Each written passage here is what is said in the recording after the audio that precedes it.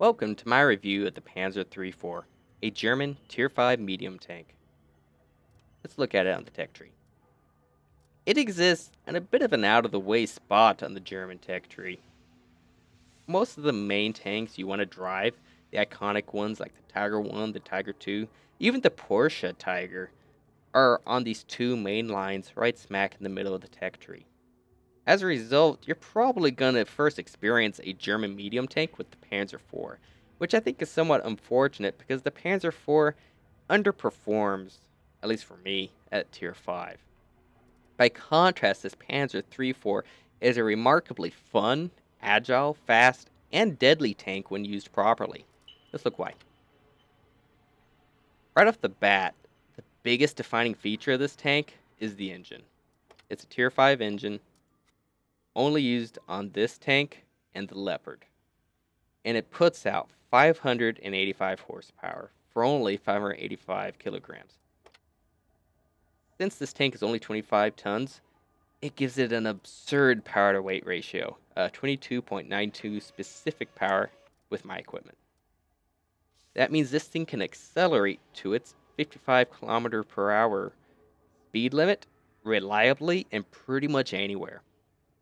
Where the Panzer IV had about a 440 or 460 horsepower engine to achieve 44 kilometers per hour, it always felt somewhat gutless, trying to get up to speed, trying to climb a hill, really having to labor wherever it goes. With this 585, you give it gas and it goes where you want it to. To top it off, it has very good traverse speed for its tracks. 36 degrees per second is nothing to slouch at. The M4 Sherman is better for the same Tier 5. It's only 37 degrees per second, so 1 degree per second better. Not going to make a huge difference. Where it has the edge over the Sherman is in turret traverse speed. Sherman, 37 degrees per second. Panzer III-4, 53 degrees per second. That is insanely fast turret speed and allows you to take this gun and point it reliably at whatever target you want to shoot while you're driving in a completely different direction. And that's what makes this tank good. You can move and shoot at short range, get in and out, do your damage. And that's where the Panzer IV did not work.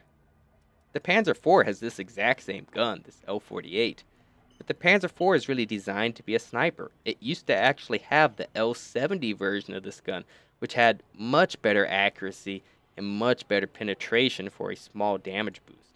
That was the gun meant for the Panzer IV, and unfortunately it was removed. Without that gun, the Panzer IV just doesn't work that good. On the 3-4 though, because you're so fast and mobile, you can actually make this somewhat lackluster L48 gun work for you at short range. I'm still not going to call it a great gun. It's average at best. You compare it to the gun that the M4 Sherman has, and it's pretty much completely outclassed except for accuracy. Here, the 7.5 gets 0.39 accuracy, whereas the M4 Sherman has 0.43 with its 76 millimeter. Otherwise, hands down, stat-wise, 76 on the M4 Sherman is just better. Slightly faster rate of fire, way better penetration, a little bit better damage. But on this tank, you can make that L48 work. And that's how this tank kind of comes together. You drive it fast, get in, and point that gun at short range where you're unlikely to bounce. Where you can use that accuracy to hit a weak point and get out. That's how you use it. The other major benefit to this tank is the sloping of the armor. It's 60 millimeters of armor all the way around, except the rear with 40, but it's all sloped. The upper plate is sloped. The upper glacis is sloped. Even the lower glacis, the iconic weak spot of pretty much any German tank, is sloped to make it more likely to bounce a shot. Against Tier 4 tanks, because of the sloping and the relatively thick walls, you could even side scrape with this tank and bounce a shot. The turret, because it is so fast, is your biggest armored weak spot. Only 50 millimeters up front, barely any sloping whatsoever, 30 at the sides and rear, and to top it off, you have a giant tumor of a commander's hatch up top that anybody can penetrate. The turret is just weak, and it is not good for any hold down tactics. Instead, use your speed and mobility to get shots out at targets that cannot fire back at you. Now, because the weaknesses of this tank, especially with that turret, it also has a 320mm view range, which is terrible for this tier. A Sherman has 370 meters. Even the Panzer III, the predecessor to the Panzer III-4, has 330 meters. So 320 is terrible on a tier 5 medium tank. To make up for it, I gave both my commander and radio operator skills that would improve their view range. For the gunner and driver, I gave it snapshot and smooth ride. That way your gun's going to be more stable and more reliable for shooting. For the loader, I just went with repairs for now. Camo would be an option, but I'm not normally stationary enough to make camouflage really worthwhile, so repairs is always good. For equipment, I went with improved ventilation, again to improve these skills of my crew even more. A gun rammer, because you need to fire faster with this gun. It's DPM, so you might as well get as many shots out as you can when you can. And a gun stabilizer. Gun laying drive. I would have preferred a vertical stabilizer, but because you can't mount one on this tank, enhanced gun laying drive is good enough to at least let you aim a little bit better. Other options that would be strong on this tank are Coda optics, again to improve that view range. Binoculars, I don't think would work as good just because you already have mediocre view range to begin with, or actually poor view range. So you're not going to get that 25% boost that reliably, or not that strong of a boost. And if you're playing to this tank's strengths, you're going to be driving around and moving rapidly. So you're not going to get that benefit from the binos that often. Two other interesting options would be enhanced levers. You die pretty much whenever you lose your tracks. Your armor is decent, but definitely not good enough. You're a medium tank. It goes with the territory. So if you lose your tracks, anybody that really wants to pin you will do so, and you'll be torn apart. So an enhanced suspension with the levers would at least make your tracks more hardy and less likely to be blown off. The other interesting one would be additional grousers to improve your off-road performance even more, but then you're increasing your overall tonnage. I mean, those things are 1,000 kilograms. It's going to put you closer to that 26-ton mark or even over, and going to reduce your overall tonnage to horsepower ratio, making you a little bit slower. Might be worth it for that benefit of off-road driving, but it's close enough. I didn't even really worry about it. Instead, I decided to put in 100 octane gasoline. You're already fast. Let's make it go a little bit faster. Repair kit, you need to get those tracks up as soon as possible. Or worse, if you get ammo racked, that's chopping your DPM in half. You need that ammo rack operational so your gun's working properly. Lastly, a small first aid kit. I'm always losing crew in this tank for whatever reason, so being able to get them back up and running into the fight is always good. Fire extinguisher wouldn't be bad either, especially because if you get pinned up front, you're almost guaranteed to take a fire on the engine. But I seem to lose crew more often than I get set on fire, so I figure that the first aid kit is the better way to go. So overall, that's the garage review of this tank. Let's see how it works in some actual gameplay. Alright, so here we are on Fisherman's Village. Spoiler, I do die in this map, but I played what I think was one of my better and definitely one of my more fun matches in this tank. That's the biggest thing for me when driving the Panzer III-4. It's an incredibly fun tank to drive, and if you play to its strengths, you can have a really good game. Now, I decided to go to Fisherman's Village itself. I'm normally a heavy tank driver, so I'm very much used to going to those streets and fighting it out with the other enemy heavies, creature of habit and all that.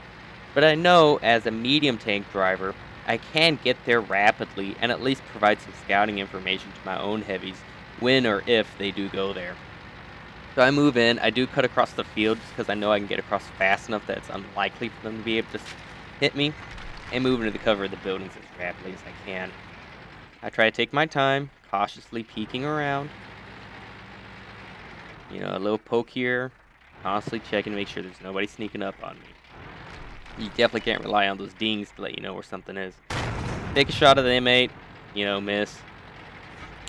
Alright, I'm definitely going to get him with the second shot, and I miss entirely again. And, oh hell, here's a KB-1S. He thankfully misses and ground pounds with his shot, and my reply does, make contact. This M6 driver moves up, and actually it was a fantastic game for him. This was probably one of the better M6 drivers I've seen in the game. I was really impressed. He played a really good game. So, for now, I play it safe. I'm hiding behind this building. I've got a nice chunky heavy beside me absorbing shots. I'm moving out, trying to provide intel. There, I bounce a shot off the KV-1. You can see the good angling and sloping just eats that shot entirely. I'm setting up, see if I can get some good cover fire. Don't trust it. Okay, looks like we're clear. So again, we still got that KV-1 over there and the KV-1S as well. Just taking it easy, trying to get a good shot. I'm trying not to force things. When you force with this tank is when you die. Let the gun settle in, he'll come back out. And I completely donked that shot too. It was just, I don't know, my accuracy was definitely way off this match. So I just wait. Make sure his gun's pointed elsewhere first. Get ready for another shot. Now wait, and he's not coming out. He's just kind of spinning around his turret. So I give him a tap.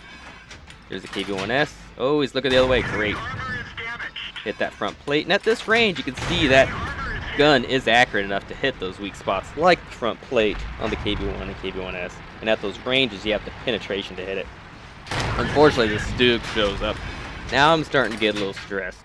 Stug is, of course, a real nasty tank destroyer, can easily tear me apart. So, I'm trying to keep an eye out. KV-1 goes down. Another medium shows up, the T-34. Let's see if I can get a shot. Yep. And back off to hide and wait again. And you can see that engine just throws you back and forth. That 580 horses really does help with this tank. Okay, the T-34 can't see me, still the Stug. And I decide just to break contact. That Stug's going to keep me lit as long as I'm sitting there within 50 meters of him. I want to back off far enough to break contact. There we go. I've dropped off radar. I figure I can move in behind him. Take a shot. Unfortunately, their own T-34 moves up. Missed the shot. Stug doesn't care. Despite my coming around him. Actually was traveling already so fast, I almost rolled in front of him. I think I'm going to back up. And somebody else gets the kill, but at least he's dead. So a little wiggle there of victory. Our own Panzer IV just took a hit. I'm going to keep rolling on through. I could try to engage that M4, but I'd rather not roll straight towards him when I know his gun is pointing towards us. I'd much rather move to flank position, and we do end up taking it down anyway. On the map, left side is not looking too good. And this was where I wasn't sure which way I should go, honestly. Either go left to try to help, or go for the cap. And in the end, I decided I was close enough to the cap, I could hopefully force the issue by moving in there. We're rolling to the cap first. There's no artillery, so I'm not too worried about them. And there's a Stug. And oh crap. And sure enough, he tracks me almost immediately. I managed to hit him actually pretty well. Unfortunately, I completely goofed that shot because I moved and then couldn't quite finish him. I should have stayed still, taken the shot, and would have lived to stay in the cap. At this point, our left side's completely gone, and the remainder of the team ultimately can't finish it out. They're not close enough to cap, they're not close enough to block. It just wasn't going to work. So, that did end up being a loss, but it was still a good match nonetheless, and a real fun game to play. And I think demonstrates just how fast you can move this tank around. You know, it's not something you really want to take something from the front, but it can take the odd hit. I mean, that bounce off that KV-1 was just thrilling, and, you know, it was fantastic. On the other hand, like, that Stug nailed me, blew the tracks right off, and that was pretty much game over after that. So, from here, it just kind of wraps up some. Speed it up a little bit. And yeah, they're capping it out. We're capturing too, but far too late, and the Jackson can't turn it. So, anyway, that was that game. So I hope it demonstrates at least the fun style of play with it of this tank, the Panzer III-4. You know, moving around rapidly, getting in and out, scrapping it up, moving for that flank when you have a good opportunity for it, and executing on it. So, anyway, that's my review of it. I really enjoy this tank, and I hope you will too.